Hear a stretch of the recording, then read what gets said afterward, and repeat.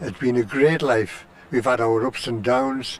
We had good players, but good times, bad times. But they all came together. We never used to worry about it.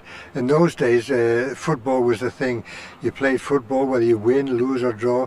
As long as you got to give your best, that's all you could do. What year did you make your debut here? 1938. And what was it like, this ground then?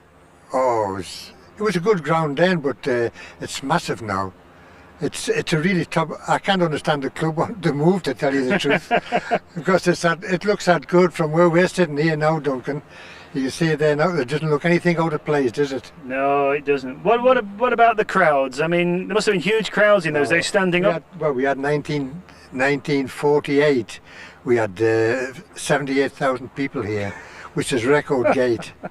They were sitting on the touchline, and when you went to pick a ball up for a throw in, if it was your throw in, the Liverpoolians would throw the ball away, and if it was the vice versa, everything was against Liverpool. It was against Liverpool, the record crowd. Incredible. 1948.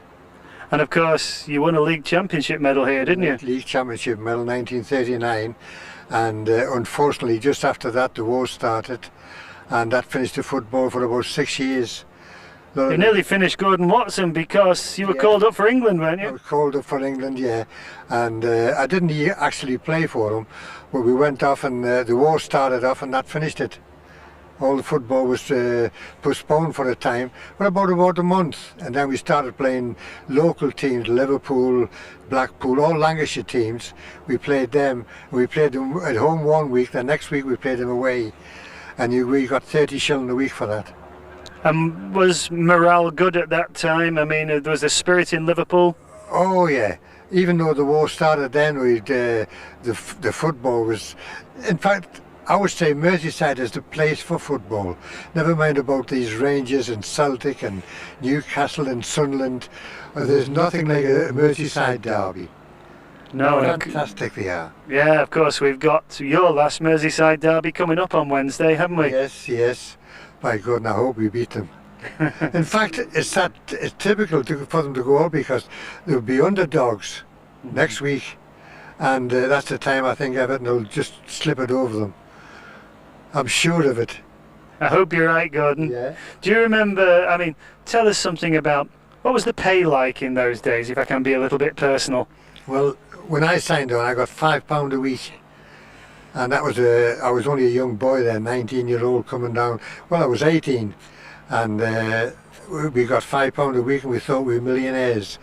The first week's wages I got, I paid 30 shillings for rent in the digs in Goodison Avenue behind the ground here, where all the players used to live, and I sent £2.50 home, and I kept £1 for myself. To buy some cigarettes and that. I used to smoke in those days. But that was the thing, and everybody was on the same. The players, Dixie Dean and Cliff Britton, Ted Sager, all the big names, Joe Mercer, they were all on £8 a week. And then in 1939 we won the league, and I happened to be one of the lucky ones, and we got our contract, we got £8 a week. And I drew that for 3 weeks. And then the war started, so that finished that off. I'll have a word with the chairman. How about back pay? Yeah. Well, they were quite good with the benefits then. You didn't have to ask for a benefit. Okay. They give away £6.50 every 5 years.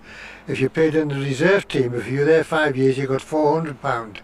Wow. And when the war, so we got paid right up to the war. I mean, £400, would that buy you a house? Oh no, it wouldn't buy a house, but it would go a long way towards the one, Duncan.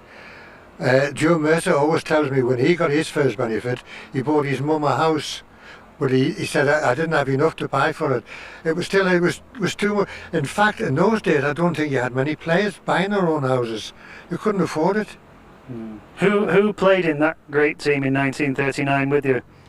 Well, there were Ted Sager, Billy Cook, Norman Greenhalgh was the captain, Joe Mercer, T.G. Jones, myself, and Jock Thompson. We shared the left half position that day.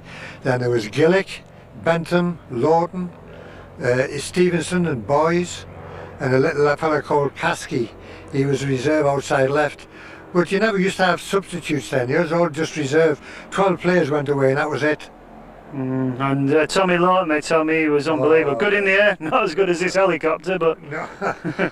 I would put him next to Dixie. I think Dixie Dean, personally, is the greatest ever. I've never seen anything. You had to see it to believe it. Some of the goals he scored with his head. And Tommy Lawton, I would put him, if Dixie was 100% a player, Tommy Lawton would be 99%. Right, so they were both a bit special. Oh, I would say they were two of the best centre forwards England ever had. And did they get many sort of inducements off the pitch? Did they get like sponsorship from various areas? No.